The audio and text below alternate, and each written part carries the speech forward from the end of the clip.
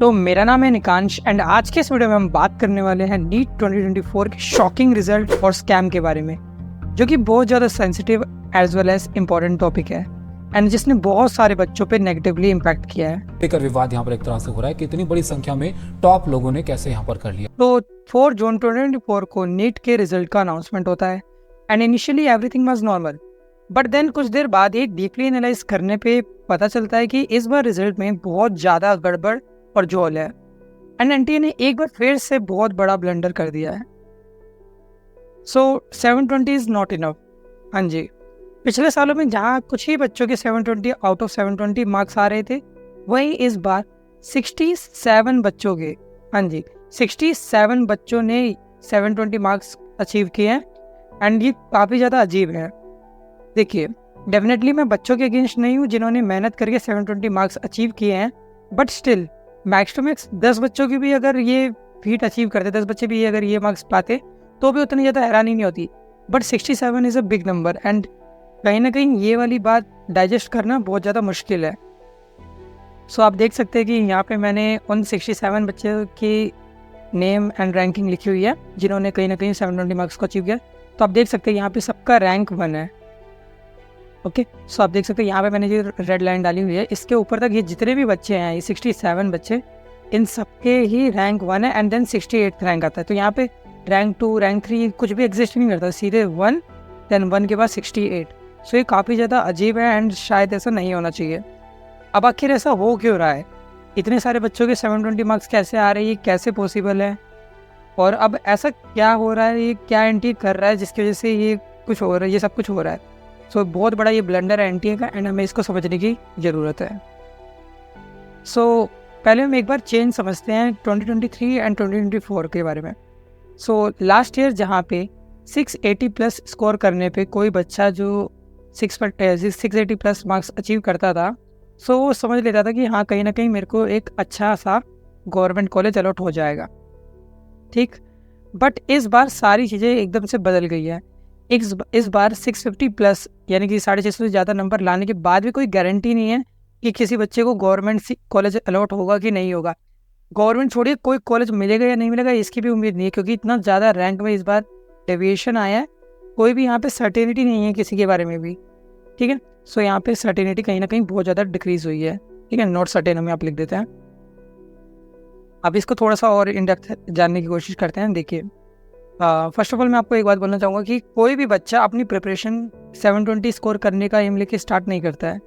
सारे बच्चे सोचते हैं कि कहीं ना कहीं हम 650 प्लस स्कोर कर लेंगे तो एक अच्छे कॉलेज में हमको एक सीट सिक्योर हो जाएगी।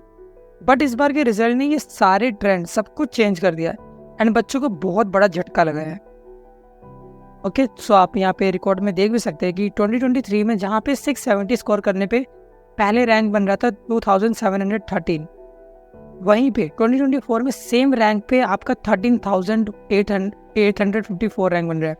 तो आप देख सकते हैं यहाँ पे कितना बड़ा डेविएशन है, पूरे 11,000 रैंक का यहाँ पे कहीं ना कहीं अंतर आ रहा है। सो ये बहुत ज़्यादा बड़ा है। इवन अगर आप 660 मार्क्स पे देखेंगे रैंक, तो पहले जहाँ पे 4,499 रैंक बन रहा था, वहीं इस बार 20,000 रैंक बन रहा है। तो कितना बड़ा डिफरेंस है आप देख सकते हैं एंड इतना बड़ा डिफरेंस आना कहीं ना कहीं ये बहुत बुरी न्यूज़ है एंड कहीं ना कहीं ये बहुत ज़्यादा इम्पैक्टफुल है नेगेटिव वे में बच्चों पे। देखिए, अब इसमें क्या बच्चों की कोई गलती है? बिल्कुल नहीं।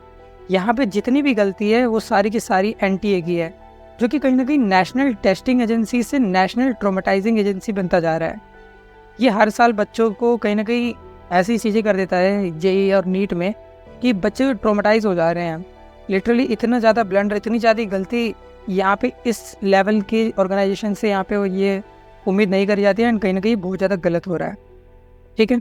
अब देखिए, एनटीए तो ये सारा अपनी गलती करके कहीं ना कहीं जो भी गलती करके जो भी यहाँ पे भुगतान होता है वो बच्चों को करना पड़ जाता है एंड ओवरऑल सफ़र तो बच्चों को ही करना होता है। सो ये बहुत बड़ी कहीं ना कहीं एक तरह से बुरी न्यूज़ है। अब एनटीए के अगर हम बिगेस्ट ब्लंडर्स की बात करें तो सबसे पहला ब्लंडर तो इनका ये है कि इनका कोई भी डिफाइंड सिलेबस ही नहीं है, अनडिफाइंड सिलेबस है। अब देखिए, यहाँ पे कोई भी सिलेबस डिफाइंड ही नहीं है। किसी डॉक्यूमेंट में कहा जाता है कि कोई पर्टिकुलर टॉपिक आ रहा है, तो फिर बाद में एनटीए कोई दूसरा डॉक्यूमेंट रिलीज कर देता है एंड उसमें वही सेम टॉपिक रिमूव हो जाता है। सो यहाँ पे मतलब कोई भी कंफर्मेशन नहीं है कि कोई टॉपिक आएगा या नहीं आएगा। एंड लिटरली बच्चे जो थे जो नीट के बच्चे थे वो कहीं ना कहीं जेई मेंस के एग्ज़ाम का वेट कर रहे थे कि जेई के पेपर के थ्रू पता चलेगा कि जो रिमूव टॉपिक्स हैं वो उनके बेसिस में मतलब क्वेश्चन आ रहा है या नहीं आ रहा है। And NTA being the biggest testing organisation जो नीट जेई जैसे एग्जाम को कंडक्ट करवाती है, they are supposed to be the best organisation who can organise and conduct everything smoothly without any kind of turbulence. But क्या ऐसा हो पा रहा है? नहीं, बिल्कुल भी नहीं। ओके अब यहाँ पे और भी टॉपिक्स हैं, जैसे पेपर लीक हुआ था, ग्रेस मार्किंग, इन टॉपिक्स पे भी हम आगे फर्दर बात करते हैं इसी वीडियो में। तो देखिए, अब पेपर लीक की बात से हमने स्टार्ट करते तो पहले पेपर लीक को एक बार थोड़ा समझ लेते हैं। देखिए, साल भर बच्चे रात भर जाग के पढ़ते हैं, अपनी सोशल लाइफ को सेक्रीफाइस करते हैं बस इसलिए क्योंकि उन्होंने अपने लिए एंड अपने घर वालों के लिए डॉक्टर बनने का सपना देखा है, और नीट ही इस सपने को पूरा करने का इकलौता गेटवे है। बट अनफॉर्चुनेटली ये जो एनटीए है एंड हमारा जो इंडियन एजुकेशन सिस्टम है, ये इस गेटवे को बहुत ज़्यादा मुश्किल बना दे रहे हैं। एंड कहीं ना कहीं बच्चे जो अपनी पूरी साल मन लगा के पूरी मेहनत से पूरी शिद्दत से पढ़ते हैं, उसके बावजूद भी उनको एक सीट सिक्योर नहीं हो पा रही है। ठीक है, तो ये कहीं ना कहीं बहुत ज़्यादा बुरी बात है। एंड आखिर ऐसा क्यों हो रहा है? जब ये पेपर अब लीक की बात करता है, देखिए आपने सुना होगा कि ड्यूरिंग द नीट एग्जामिनेशन 2024 का पेपर लीक होने की बात काफ़ी सेंटर से आई थी। एंड इवन ये तक सामने आया था कि एग्ज़ाम से बच्चे पेपर लेकर बाहर चले गए। And this is very wrong, क्योंकि यहाँ पे ये सब कैसे हो रहा है कुछ नहीं समझ आ रहा किसी को भी, क्योंकि वहाँ पे एनटी के स्टाफ भी था, वहाँ पे जो इन्विजिलेटर्स थे वो सब थे, बट उसके बाद भी बच्चे जो है क्वेश्चन पेपर लेके बाहर आ गए। एंड आपको ये पता होना चाहिए कि there is a strict rule कि आप क्वेश्चन पेपर लेके बाहर नहीं जा सकते हैं, बट बच्चे पेपर लेके बाहर आए। एंड इस टाइम पे एनटी क्या कर रहा था और वो कहाँ था, उनके जो भी लोग थे वहाँ पे जो स्टाफ था वो क्या कर रहा था, इसके बारे में कहीं ना कहीं बहुत ज़्यादा सीरियस ये टॉपिक है। एंड इस पर कहीं ना कहीं बहुत ज़्यादा बड़ी जांच होनी चाहिए। बट अब जब ये क्वेश्चन पेपर लीक की न्यूज़ सामने आई, थोड़ा सा ज़्यादा प्रेशर बना, तो एनटीए ने क्या करा, एनटीए ने अपने डिफेंस में एक ये पोस्ट डाल दी। ठीक है, एक प्रेस रिलीज कर दी जहाँ पे उन्होंने कह दिया कि ये जो पेपर लीक की बातें हुई है ये सिर्फ एक दो ही सेंटर्स पे हुई हैं एंड कहीं ना कहीं इसको ज़्यादा हवा बनाने की ज़रूरत नहीं है। एंड कहने को तो एनटीए ने बोल दिया, बट ये कहीं ना कहीं पूरी तरीके से गलत बात है, क्योंकि बहुत ज़्यादा अलग अलग सेंटर से यहाँ पे न्यूज़ आई थी, काफ़ी सारी अलग अलग चीज़ें हुई थी, जिससे साफ पता चलता है कि इस बार नीट का जो एग्ज़ाम था वो बहुत अच्छे लेवल पे लीक हुआ था। चलिए, सो अब आगे बढ़ते हैं। अब आपको ये दिखाना चाहूँगा मैं कि देखिए यहाँ पे इस बार रिजल्ट के में एक कुछ नई चीज़ें देखने को मिली है। बच्चों के यहाँ पे 718 मार्क्स आ रहे हैं। अब ऐसा कैसे हो रहा है, क्यों हो रहा है? क्योंकि ये मार्क्स तो पॉसिबल ही नहीं है। देखिए, कोई बच्चा अगर अपने सारे क्वेश्चन को सही करता है तो उसके 720 मार्क्स बनते हैं। अगर वो एक क्वेश्चन को ड्रॉप कर देता है, यानी कि अटेम्प्ट ही नहीं करता, अनअटेम्प्टेड छोड़ देता, तो उसके 716 मार्क्स बनते हैं। एंड अगर उसका जो एक क्वेश्चन वो ड्रॉप करने वाला था, अगर वही क्वेश्चन गलत हो जाता है तो -1 मार्किंग की वजह से वो 715 बन जाएगा। सो यहाँ पे 718 एंड 719 मार्क्स तो पॉसिबल ही नहीं है। आखिर ये कैसे आ रहा है? देखिए, यहाँ पे नीट का एग्जाम जो होता है वो +4 -1 मार्किंग बेसिस पे होता है। एंड इसकी वजह से यहाँ पे 720 के बाद जो नेक्स्ट हाईएस्ट पॉसिबल नंबर है वो 716 और 715 है। सो अब ये आखिर कैसे हो रहा है, ये मार्क्स कैसे आ रहे हैं, इसके बारे में किसी को कुछ आइडिया नहीं है। अब जब ये बात एनटीए से बोली गई, काफ़ी ज़्यादा प्रेशर बनाया गया, तो उन्होंने अपनी क्लैरिफिकेशन में इस बार तो कोई प्रेस रिलीज भी नहीं करी। उन्होंने बस क्लैरिफिकेशन के नाम पे एक्स यानी कि ट्विटर पे एक पोस्ट डाल दी, जहाँ पे उन्होंने कह दिया कि कुछ बच्चों का जो एग्ज़ाम था वो लेट स्टार्ट हुआ था ड्यू टू सम एरर, जो भी इंटरनल एरर होगा उसकी वजह से उन्होंने क्या करा, ग्रेस मार्किंग कर दी। Grace marking means extra marks दे दी, बोनस मार्किंग दे दी। सो फर्स्ट ऑफ ऑल, आपने ये मार्क्स किस बेसिस पे दिए एंड किस किस को दिए, कौन से सेंटर पे दिए, इसका क्या प्रूफ है कि आपने जिसको मार्क्स दिए हैं सचमुच उसके साथ कोई जेन्युइन प्रॉब्लम थी या नहीं थी? एंड इवन अगर किसी को प्रॉब्लम भी थी तो आप टाइम का कंपनसेशन टाइम से करेंगे कि मार्क्स से करेंगे? तो ये चीज़ तो बाकी कैंडिडेट्स के लिए ये मतलब अनफेयर हो जाता है। सो किसी भी तरीके की यहाँ पे प्रॉपर क्लैरिफिकेशन नहीं दी गई एंड यहाँ साफ साफ अनफेयर हुआ है बच्चों के साथ। अब आप ये देख सकते हैं कि जिन 67 बच्चों के 720 मार्क्स आए थे उनमें से काफ़ी बच्चे सेम सेंटर से थे। तो आप देख सकते हैं कि यहाँ पे अगर हम यहाँ पे एप्लीकेशन आईडी या रोल नंबर देखें यहाँ पे, तो आपको दिख रहा होगा कि इनिशियल डिजिट सेम है एंड यहाँ पे 168, 186 एंड 198। ये तीनों बच्चे हरियाणा से थे एंड इनका सेंटर भी डेफिनेटली सेम हो क्योंकि इतने क्लोज मार्जिन पे ये रैंक आए थे एंड इन तीनों की कैटेगरी तक डिफरेंट है। डिफरेंट कैटेगरी पे एक ही सेंटर से ऐसे बच्चे निकल जा रहे हैं जहाँ पे 720 मार्क्स अचीव हो रहे हैं। तो ये कहीं ना कहीं बहुत ज़्यादा अजीब हो जाता है एंड स्टैटिस्टिकली ये बहुत ज़्यादा मुश्किल है कि ऐसा कुछ एक ही जगह से मिल जाए। अब ऐसा कौन सा सेंटर है जहाँ पे सारे बच्चे टॉप कर जा रहे हैं एंड वहाँ पे कोई भी अनफेयर मीन्स नहीं है, तो ये तो थोड़ा अजीब हो जाएगा। डेफिनेटली वहाँ पे कुछ ना कुछ गड़बड़ तो होगी। सो बहुत ज़्यादा दिक्कत वाली बात है एंड अब आगे बढ़ते हैं। देखिए, I know this is very tough time. I know कि ये आप सभी बच्चों के लिए एज वेल एज उनके पेरेंट्स के लिए, आप सबके पेरेंट्स के लिए भी बहुत ज़्यादा मुश्किल टाइम है। बट आपको इस टाइम पे एक दूसरे का सपोर्ट बनने की ज़रूरत है। काफ़ी ज़्यादा सोशल मीडिया पे बज़ होगा एंड काफ़ी लोग जो होंगे वो रीड की डिमांड भी करेंगे एंड बहुत ज़्यादा बच्चे अग्रेसिव भी होंगे एंड डेफिनेटली ये सही भी आएगा एंड कम्प्लीटली फेयर भी आएगा एज़ पर द सिचुएशन।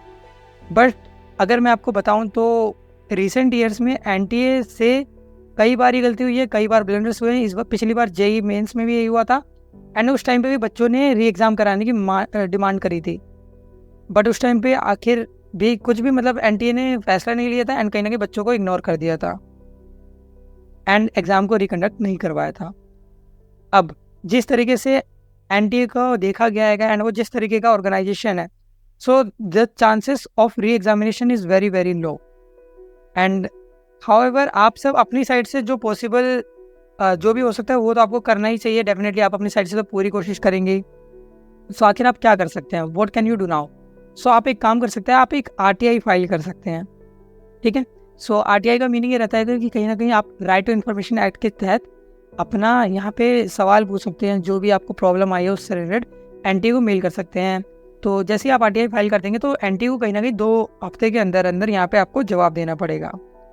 अब मेरी आप सबसे रिक्वेस्ट है कि प्लीज़ जितना हो सके इस वीडियो को शेयर करें ताकि इस टाइम पे इस सिचुएशन से परेशान जितने भी नीट एस्पिरेंट्स हैं एंड उनके पेरेंट्स हैं उनको पता चल सके आखिर वो कर क्या सकते हैं। एंड अगर आप सब मेजोरिटी में आरटीआई फाइल करेंगे एंड मे बी अगर कुछ थोड़ा सा ज़्यादा प्रेशर बन जाता है एनटीए पे, तो वो नोस कि यहाँ पे शायद एनटीए को री एग्जामिनेशन भी कंडक्ट करवाना पड़ सकता है। सो आपके लिए ये सबसे बेस्ट अभी वे हैगा कि आप इस प्रॉब्लम को ऐसे डील कर सकते हैं।